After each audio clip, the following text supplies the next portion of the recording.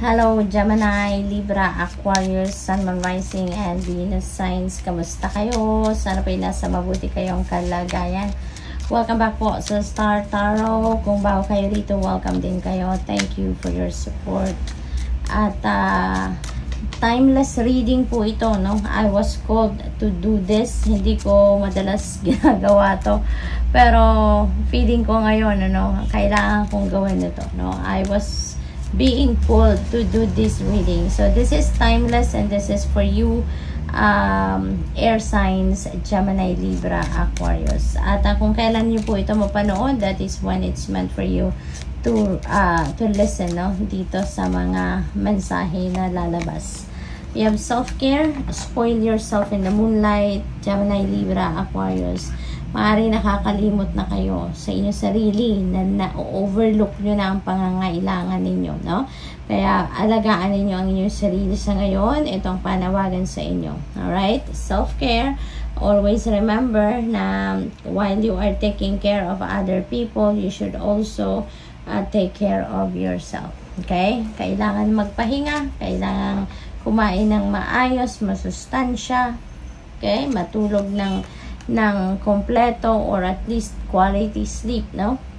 Trust the light in you cannot be dimmed. Magtiwala lang kayo sa inyong sarili, magtiwala kayo sa divine plan, magtiwala kayo sa Panginoon. Okay?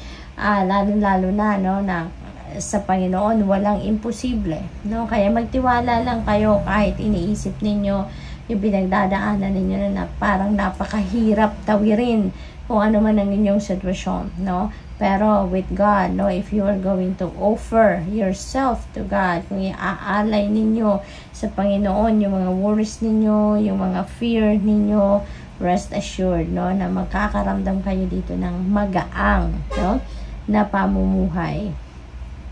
Your journey will be lighter. Kaya magtiwala lang kayo sa Kanya at magtiwala lang din kayo sa inyong sarili, pasasaan ba, at kahit imposible sa paningin ninyo or sa akala ninyo, rest assured that that will be possible. Okay? We have destiny. It is not in the stars but in yourself. Ayan. So, destiny is at play dito, Gemini, Libra, Aquarius. Kaya, trust in the divine kasi kahit kumontra tayo, hindi man tayo kumontra, kung ano yung destined, no, na mangyayari, yon ang mangyayari. Okay? Ano man ang gawin natin, kung hindi pa yan talaga meant to happen, hindi mangyayari. Always remember, no, that things are unfolding according to the divine order and timing. Okay? At sa ngayon, destiny is at play. So, gustuhin mo man o hindi, ang mangyayari ay kung parte yan sa divine plan, mangyayari at mangyayari, no? Kung ano ang dapat mangyari at this time. Navigate, beacons of light in the night sky are there to guide you. Napaka-blessed ninyo, napakaswerte ninyo, kasi yung night sky, no? Sabi dito, nandito, nakailaw sa inyo para gabayan kayo. Okay?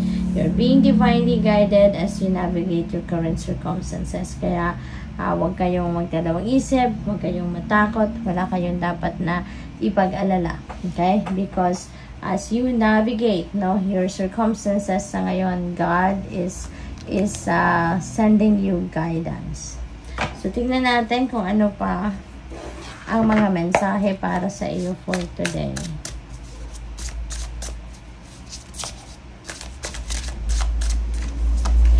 Okay, so we have death energy. Napakaganda nito. This is a massive transformation. This is a new beginning energy.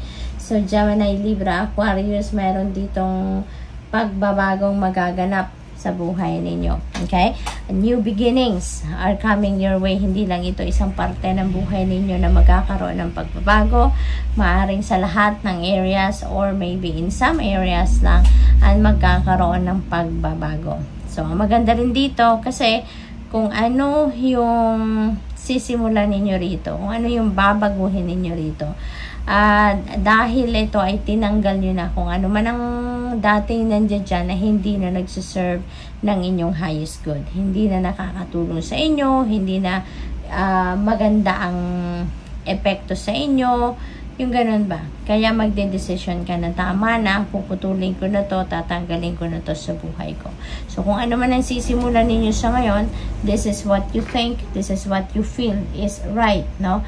Na simulan or i-embrace sa buhay ninyo at this time. So it could be anything. It could be trabaho, career, negosyo, relationship. It could be anything, okay? We have King of Cups. Ayan. So this is someone na very intuitive, very compassionate, very good listener, compassionate listener, napaka-sensitive din niya, napakagaling din niyang mag-advise, no? Very charismatic, warm-hearted, as in napakabait in other words. So maybe you're going to be dealing with someone, Cancer, Scorpio, Pisces, no? Maaaring ito yung gumagabay sa'yo, maaaring siya yung nag-a-advise sa'yo, maaaring siya ay laging nandiyan dyan, ano? At tumutulong at sumusuporta sa'yo. We have Ace of Wands. So, new beginnings. Ang daming new beginnings ninyo.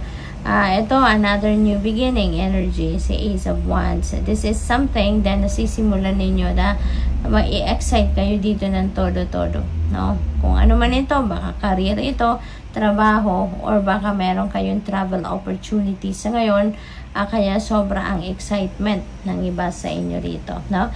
Baka kung ano man ay sisimulan ninyong career dito, baka yan ay nasa ibang bansa, no? Kaya kayo ay magta-travel pa, papunta roon. So, possible yan for some of you.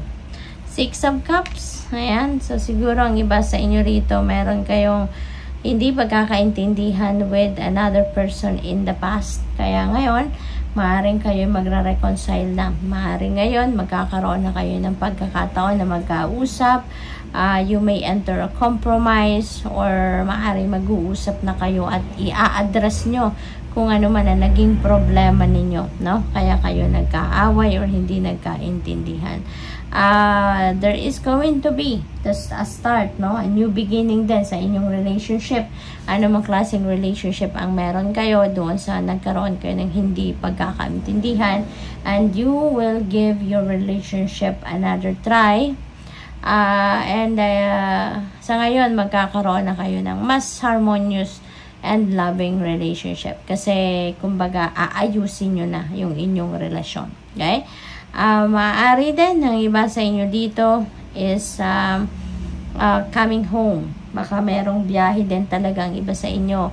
Maaring kayo iuwi, maaring namimiss nyo ng inyong pamilya, namimiss nyo mga anak ninyo, asawa, boyfriend, girlfriend, parents ninyo. So, maaring meron kayong homesickness na nararamdaman sa ngayon, and you are going to come home, okay? Para bumisita. Maaari din ang iba sa inyo dito nag-i-emote, nagmumuni-muni, at inaalala ninyo yung childhood ninyo, no? Maaaring kinukumpara ninyo ang buhay ninyo sa ngayon sa buhay ninyo when you were still a kid, diba? So, what else? We have intensity. Ayan. So, parang very fiery energy ito na bumabalot sa inyo sa ngayon, Gemini, Libra, Aquarius. At maaaring yung fire na ito could be the fire sa puso ninyo. Kasi Ace of Wands is a fire energy din. Marami, siguro ang excitement ninyo, sobra-sobra, parang siksik-liglig, umaapaw sa dibdib ninyo siguro yung energy na nandiyan. Yung excitement ninyo, yung drive ninyo, yung adrenaline ninyo, yung ganon. What else? We have home. Ayan. So, ang iba talaga sa inyo, no? Gemini, Libra, Aquarius may be coming home. Maaring matagal na ninyo itong plinano, matagal nyo na itong binok, no? Sa trabaho na magbakasyon kayo, and you are coming home. So, probably, most of you, manggagaling pa talaga sa ibang parte ng mundo, and you are going to travel home. So, good luck po sa inyo. What else? We have life, blood. Ayan, this is water energy. And water is connected to emotions, connected to our feelings, no? Kaya maaaring, feeling ko ang iba talaga sa inyo dito, parang nandoon kayo sa point na sobra ang homesickness na nararamdaman ninyo. Kaya very kayo ngayon, parang miss na miss nyo, no? Nararamdaman ninyo, nag-i-emote kayo, miss na miss ninyo mga mahal ninyo sa buhay. And for some of you, maaari din na panawagan ito sa inyo, no?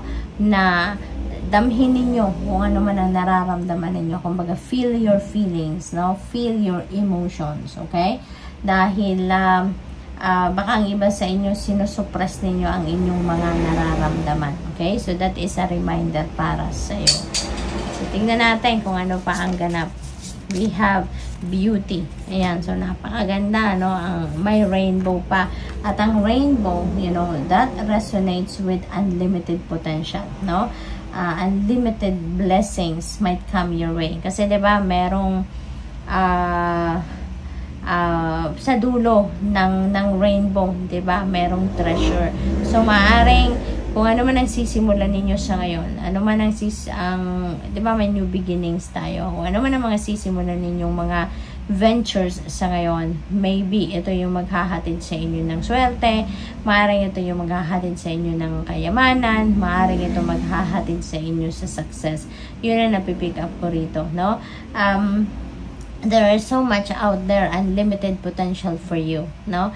Na ito siguro yung dadating sa inyo sa ngayon, and ito yung maghahatid or magbubukas sa inyo ng new doors para kayo ay makarating doon sa inyong destiny, makarating sa kung saan kayo dapat mapunta, no? At a certain time. So, good luck. Thank you for watching. Love and light. Namaste.